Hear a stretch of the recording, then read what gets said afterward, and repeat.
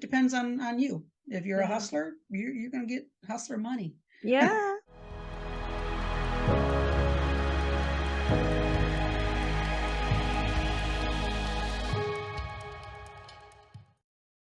All right. So, hey, YouTube family. My name is Kimberly Johnson. I am the owner of Prodigal Sons Academy, where we build entrepreneurs.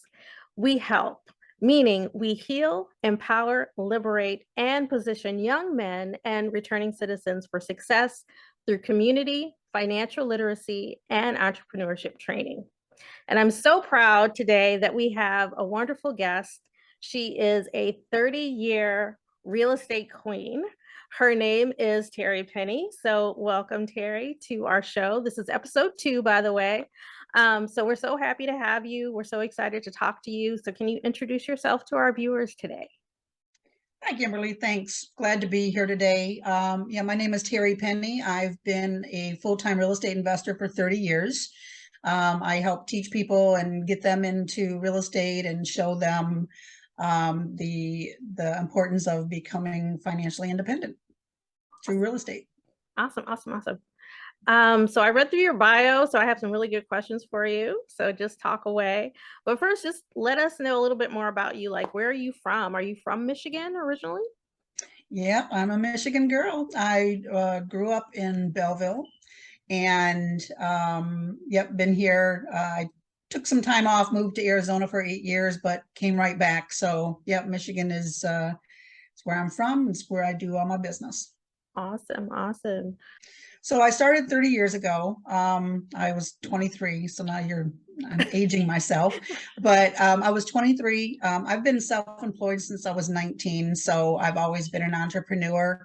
But I originally got licensed in 92, became a realtor, and I learned a lot about investing, and I just couldn't get enough of it. I love the sometimes you can get real creative with your deals and just talking with people and helping solve problems, because not everyone, you've got motivated sellers, they don't know what to do sometimes when they get themselves in a position where they're falling behind on their payments or something like that, or the house falls into disrepair and they can't work on the house. So it's nice helping people, find solutions when they may not know. Not everyone knows about real estate. So when you come in with the knowledge and the experience to help them, it can be a good thing. Yeah, that's a totally different angle. I don't think that people view it as helping always. I think sometimes they're just thinking, oh, this is just a business to make For money, but me, you're really right. solving problems Yeah. in real Yeah. estate. So, do you come from a line of entrepreneurs? Like, were your parents real estate investors? Like, No. you, So my our generation, right, my mom never worked. My dad had his job, but he had a side business. So making extra money, and that was really out of necessity. But I did not grow up around business savvy people. You know what? So I was 23 when I got started. My husband was 25, so we came in, as partners, and did real well together. But we took off immediately. But I think I contribute that a lot to the education that we got. Um, the late night infomercials with the real estate guru. Actually, I started with Russ Whitney. He was my mentor, and he's still out there today, and he's been doing this for a long, long time. And he had at the time, the largest real estate education company in the world. So we did all of our education through him. I mean, it was a $30,000 package. It wasn't cheap. So, but it was worth every penny. And I think we made it all back in our first 2 deals. So yeah. And so, I mean, I was just hooked after that. And we made Hall of Fame with Russ's company, which is a big deal. And then that's where he hired his trainers from, and his mentors and stuff like that. So we went on to work for his company and did that, mentoring people all over the country. so you're very experienced then at mentorship. Yeah. Yeah. Yeah, I love it. right. Yeah, and I really do think that's one thing that we need to do more of, especially when you're thinking about going into business for yourself and making your own income. How important that is to have someone who's already achieved what you're Oh, yeah. trying to get to. Yeah. Because you can watch YouTube all day long but A mentor is everything. I mean, you can watch some YouTube videos and say, okay, I got this, right? You don't got this. Mhm. You know, I mean, no attorney or surgeon or anyone in any other field jumps into it without having any experience, not necessarily experience, but you got to know what you're doing. You're going to make a lot of mistakes. I tell people you're either going to pay for your education now or later. Mhm. And hopefully that education doesn't come in, you know, a lawsuit or a loss of profits. So yeah, you got to know what you're doing. You don't have to know everything going into it. There's a lot of different strategies that you'll learn along the way. But yeah, a mentor can streamline that for you. You don't have to Right. learn things the hard way. Right, and we invest, thousands of tens of thousands of dollars in getting a degree, and you come out with that piece of paper and you're just kind of thrown to the wolves. Right. Now what? And Right. now Now you what? still got to go out and do what you got to do. But you Right. got the knowledge though. Mhm. So Mhm. you can't put your actions before your knowledge. I know what you're Exactly. doing. Yeah. Right, exactly. Yeah, so okay, so you've been in business for a really long time, and right out the gate you and your husband really were doing really well. So I'm just thinking about, okay, so 1992, if we move all the way up to like the big housing crash in Oh 2008, wait. how were you guys Yeah. impacted by that and how did you recover? So we didn't get hit that hard because us personally, we didn't have a crystal ball, but I swear, when we moved to Arizona in 2003, we had, I think, 37 units at the time, rental properties. We were managing them all ourselves and everything, right? Loved it, but we wanted to get out of Michigan, just whatever, for the weather. And so anyways, long story short, we sold all of our properties and we liquidated and we moved to Arizona.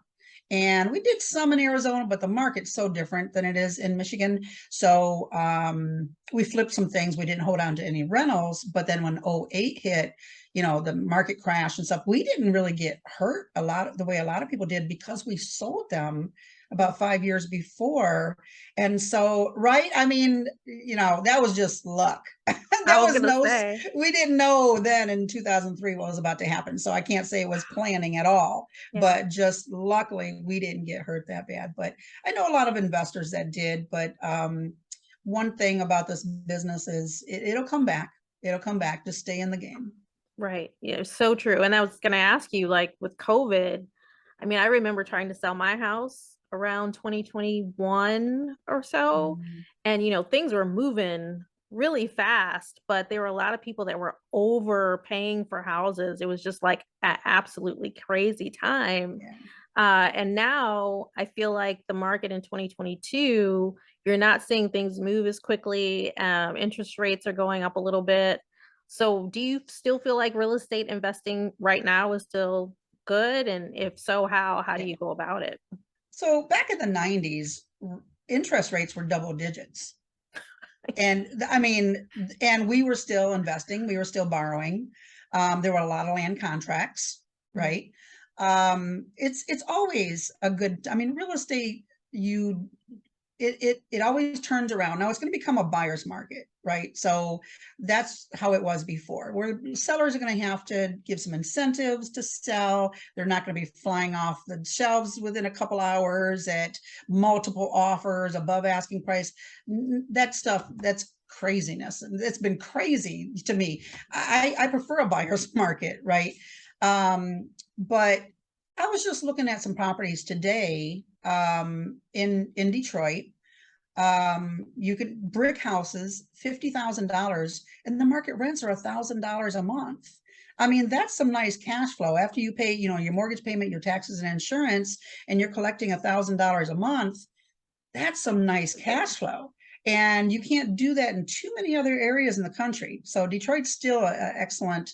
Whether you want to be in the suburbs or in the city, you can pay a little bit more in the suburbs, but I mean, you can see those kind of numbers in Michigan. So let me understand a house for $50,000. Now, when I see that, I do a little bit of investing myself. When I see that, my assumption is always that they want cash for that. Can you get finance for $50,000? A lot of mortgage companies don't want to go that low. Some will. Credit unions would go lower. And it also depends on the condition. If it's in rough condition or it needs work, which is a good rehab opportunity, those might be cash deals or using a hard money lender because the bank won't finance them in that condition. That's So what it I was depends. thinking. Yeah, yeah. So, okay, what's your secret sauce? Can anybody come into this kind of industry and do Yes. well? Yes. I mean, I'm nobody special. I just been doing this for a long time, and anything that you're not familiar with and it's new to you might be a little scary, might be a little confusing.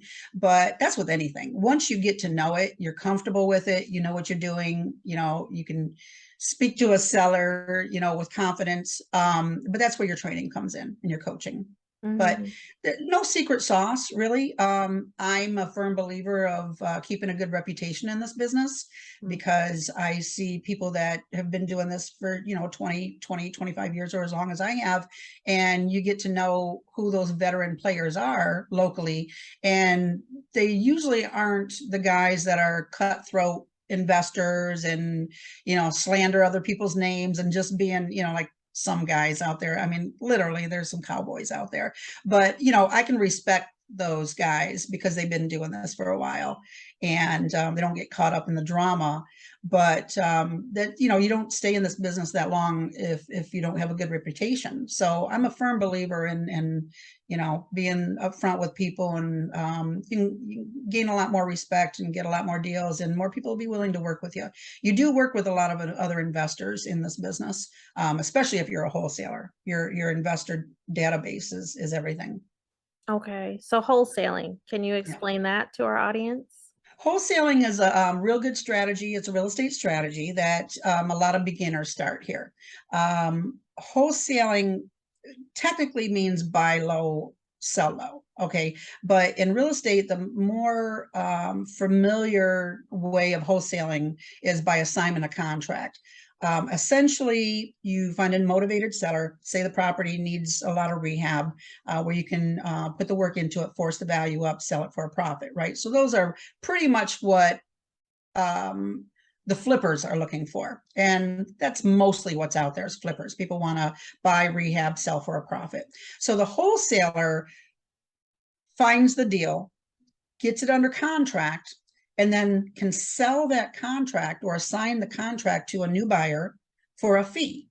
And then that new buyer goes ahead and closes on it. They step into your shoes as the buyer, they close on it, and then they do the work, they rehab and so forth and do the deal. You're kind of out of it. But the fee they paid you for that contract could be $5,000, $10, 10,000, 2,000, depending on the size of the deal and how nice the deal is. But there are flippers out there that will pay wholesalers to bring them the deals. So the wholesaler gets a contract and you're just selling the paper. So you're not selling the house, you're selling your rights as a buyer to another buyer for a fee. Mhm. And you can do that all day long. Wow. So this is something that you do as well. Yeah, I still do a lot of wholesaling. It's good for beginners, but I do a lot of wholesaling myself. Okay. And so how much does it cost to start doing it? Is there a cost? There's an investment in your time. There's an investment in your knowledge, right? So you're doing everything right. But as far as getting out there, I mean, there's a phrase in real estate called driving for dollars, right? And that's going through neighborhoods, looking for the for sale by owners or any opportunity that you think that you might be able to get a purchase contract on a home. So being out in the field and looking, business cards does not cost that much. People, you see the signs that we buy houses signs on the side of the road. Those are pretty inexpensive. There's a lot of them. Some areas are more saturated than others, but those are probably wholesalers.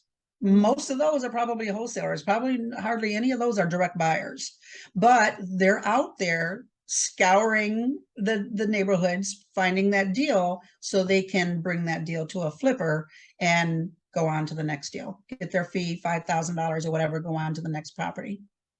So they literally say they're driving past a house that looks like, oh gosh, they look like they got to be getting rid of their house. I mean, is that what you mean? Like driving for dollars? Yeah, if it looks like it's vacant, or you see a for sale by owner sign, or some type of indication that the property might be for sale, or that you might be able to get it. There's other things that you can, on the internet, that you can, ways of finding motivated sellers. There's some deals on the MLS, but that's not usually where you're gonna find your deals. You're gonna find direct sellers, not going through an agent. But there's a lot of inexpensive ways to get your name out there, and, whether it's direct mailing, I mean, a letter and a stamp and stuff like that. It's hit or miss. I mean, it's a lot of pounding the pavement, but some people do direct mailings and they hit certain neighborhoods or whatever. And then, you might send out 100 letters and get one deal, but that one deal might pay you $10,000. Yeah. Right. So, yeah, but networking, I think, is big too. Go to the real estate investment groups. I'm going to one tonight, and, get to know the other investors. And sometimes you can work with them. Okay. All right. So it sounds like your investment is time, not so much money. Right. There's inexpensive ways to advertise what you do. Okay. Yeah, but the advertising part of it, which is really small. Yeah. Could be very small. Cheap ways of doing it. So say someone gives you a call in response to your sign. What are like some of the things that you would say? Like, I'm not a salesperson, so I would be like, so you talking to the seller? Mm-hmm. You said, okay, I saw your sign. I might be interested in selling my house, right? So the first thing you do is, introduce yourself, what you do, and start getting information on the house. How many bedrooms, how many bathrooms, what kind of repairs does it need, what kind of improvements have you done, and get the information. And then do your research, check online. You can get a lot of information on the square footage and values and things like that. And then once you have a good grip on that, some people do virtual wholesaling. I'm kind of like, I want to shake your hand and look you in the eye when I'm talking to you, right? So I'm going to go meet the seller, and I'm going to take a look at the house and see what the condition is. But when I get there, I have a contract in hand, right? I just haven't filled in the amount yet, but I already know it's going to be cash. I know it's going to, all the contingencies. I'm going to have, my clauses and everything's going to be filled out exactly the way I want it, except for the price. And once I go through the property and I can see the condition and everything, I already know what the values are. So then you just start backing up the numbers, and you determine the repairs, and then, hopefully you have a signed contract when you leave. Now that contract you can sell. So if you get it at a low enough price, that's a very attractive deal for a flipper, and they'll gladly pay you for that contract. Got you. So do I need any kind of license or anything to do this? Do I need like a wholesale real estate license? Or Nope. No, okay. if you want to do things in an LLC, you don't have to. You can do things in your personal name, but that's $50 here in Michigan to file with I can help people do that too. I file LLCs all the time, so that's a service I provide. But it's not hard and it's not expensive. But you don't have to. So as a realtor, you have to have a license because you're selling someone's property. As a wholesaler, you're not actually selling their property, you're selling your contract. So there's a difference. You don't have to be licensed in Michigan to do wholesaling. I don't think you have to be licensed anywhere to do wholesaling. Okay. So thinking about some of our viewers who have maybe a criminal background, maybe there's felonies or misdemeanors or something like that they have on their record, will that impact their ability to do wholesaling at all? It shouldn't. One thing I like about real estate is it presents the opportunity to anyone, all walks of life, to create income or financial independence, regardless of race, sex, right, religion, right, anything, because there's a lot of different people out there that you're going to deal with. One thing that I always suggest, regardless if there's a criminal background or anything, is to do everything on the up and up, right? Credibility is everything. And if you give someone a reason to look into your background, they will. There's actually drama going on right now on social media about, one guy owes another guy money, and so he's blasting him out, and someone commented with the guy's mugshot. And I was like, oh yeah, so you give anyone a reason to look you up. So credibility is everything. Stay on the up and up. If you've got rentals, for example, you have to register them with the city, or else you're going to be called into court. These are things that will probably work against you, if you have a background like that. I mean, everyone has a past, but moving forward, doing things, and keeping your credibility and doing things legit, and this is not a way to make a quick buck by being cutthroat or being shady. This is something that you can stay in for the rest of your life.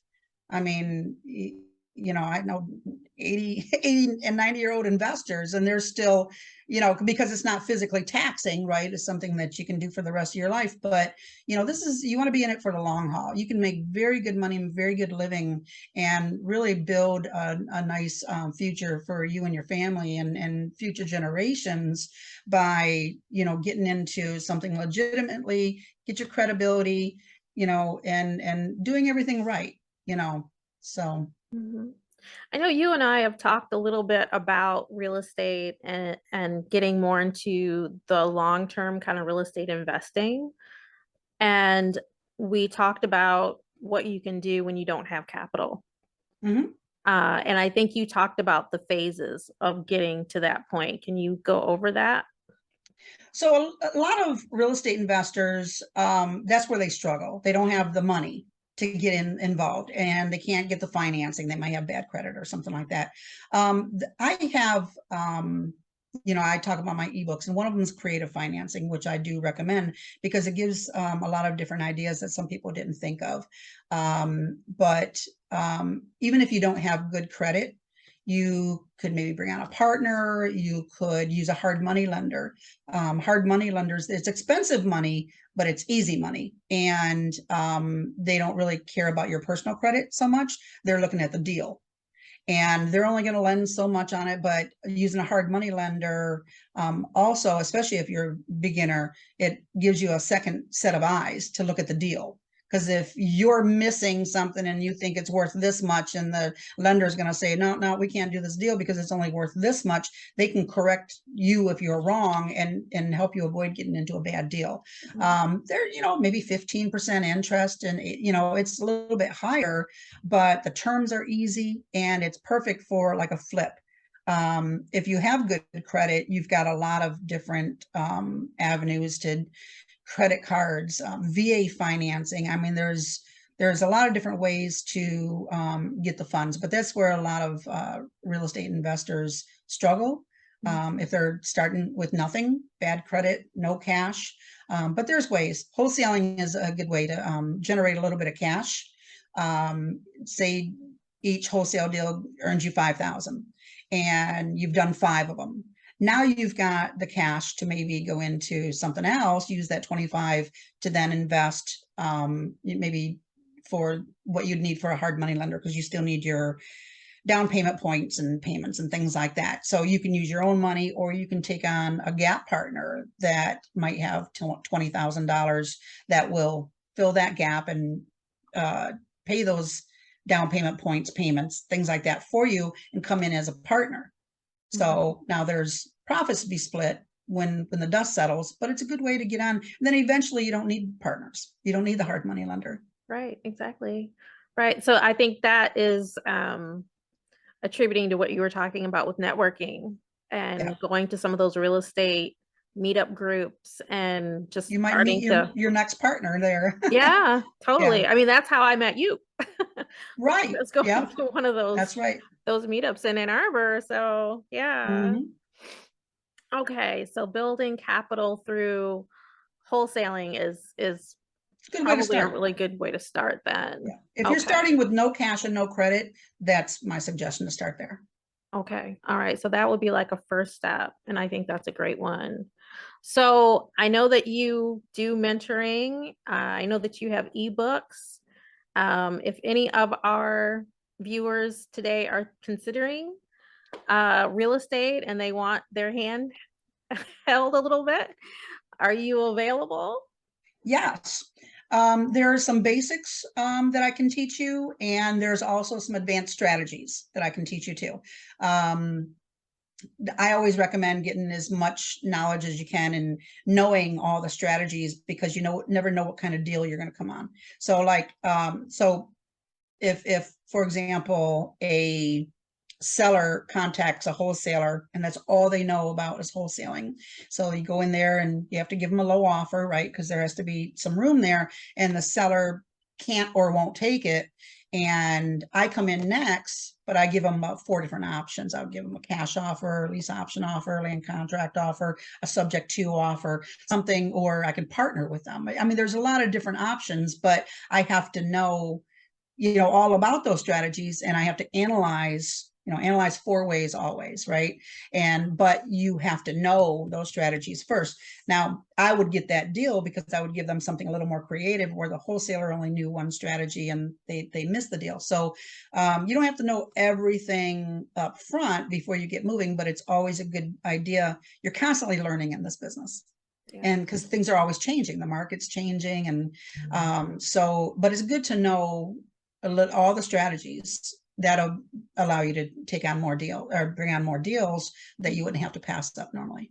Mm-hmm. Yeah, learning how to again, it's like solving problems, right? So if someone says, I have no equity and I can't afford to sell and I can't afford my payments, there's a strategy for that. It wouldn't be, coming in with a low ball offer because they owe too much on the house, for example. So it is about solving problems for the seller.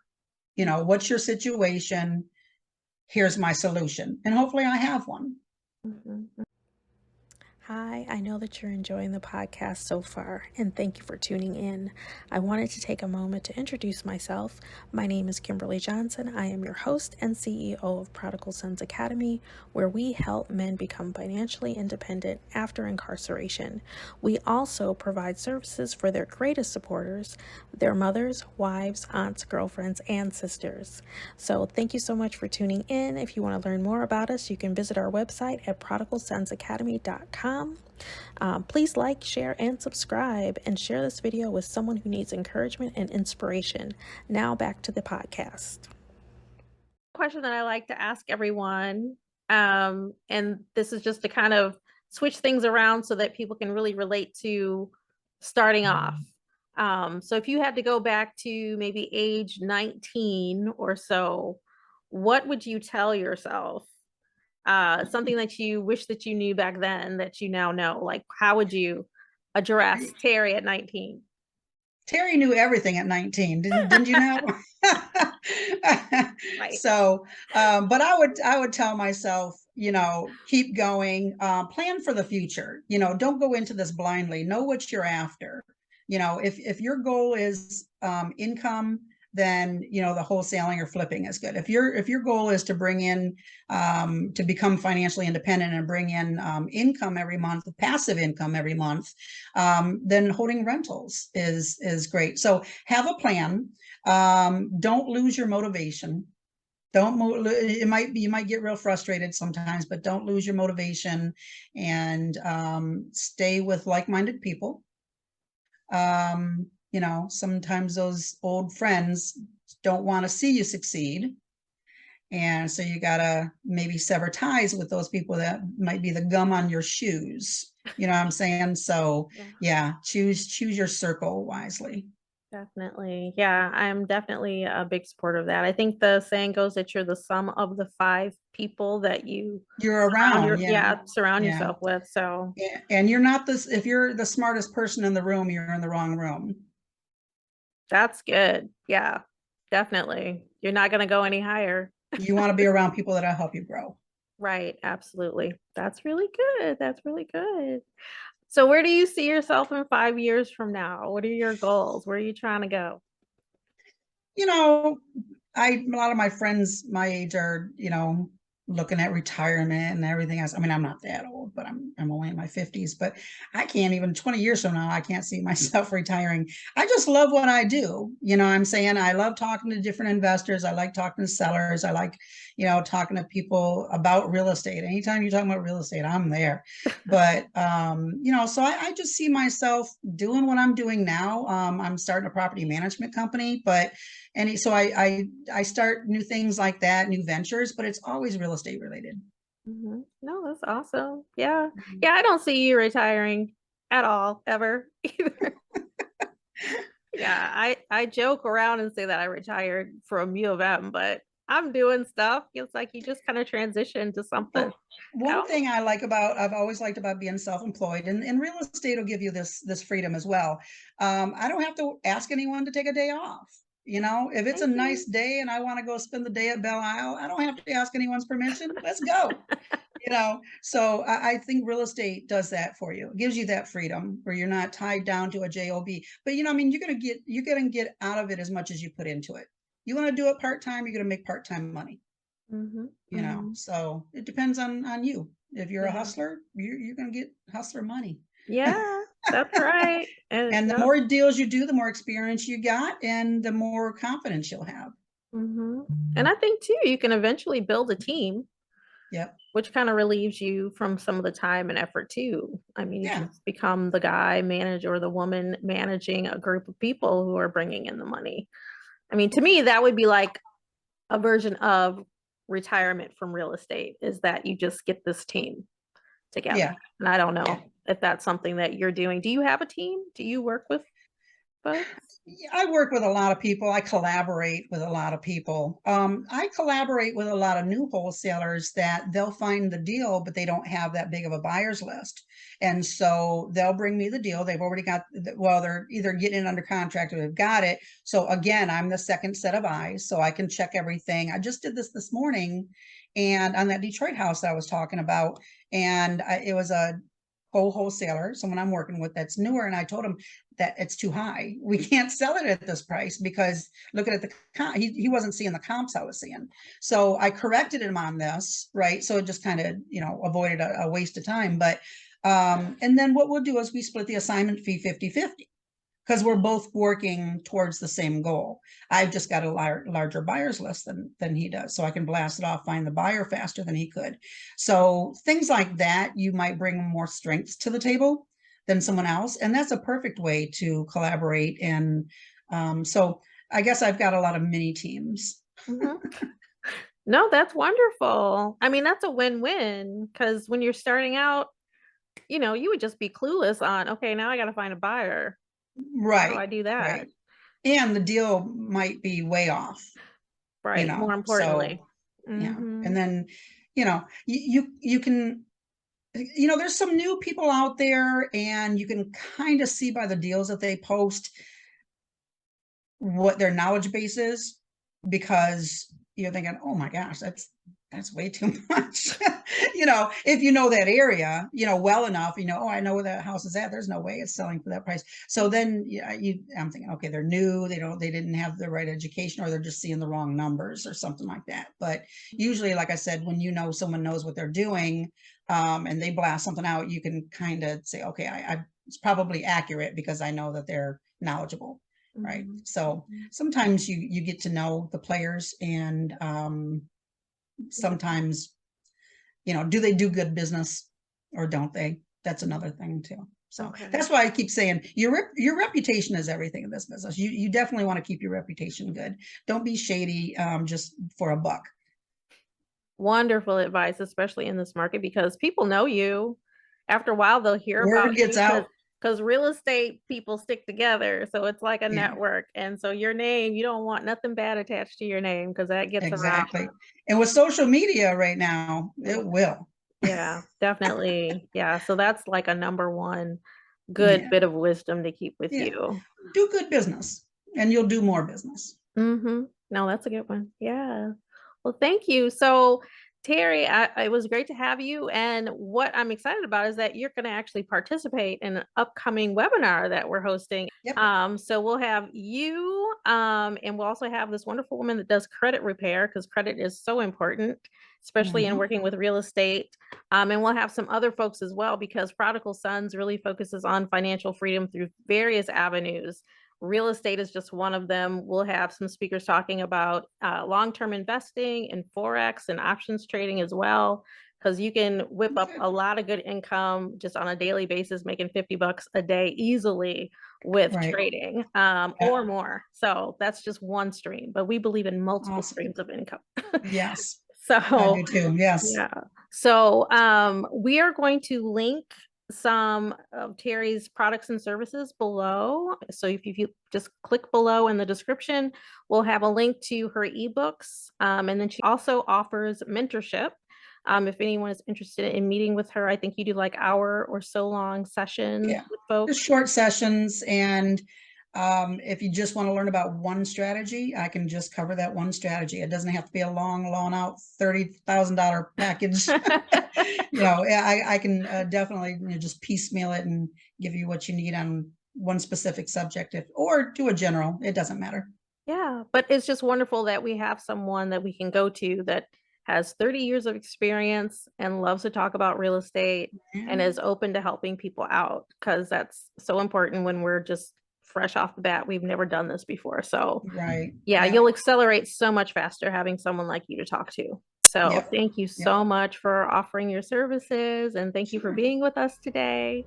Hopefully everyone has learned a lot. Follow us on YouTube and Instagram. And you can also visit our website at prodigalsonsacademy.com. So we will see you on the next episode. And thanks again, Terry. Okay, thank you. All right. Bye. Bye-bye.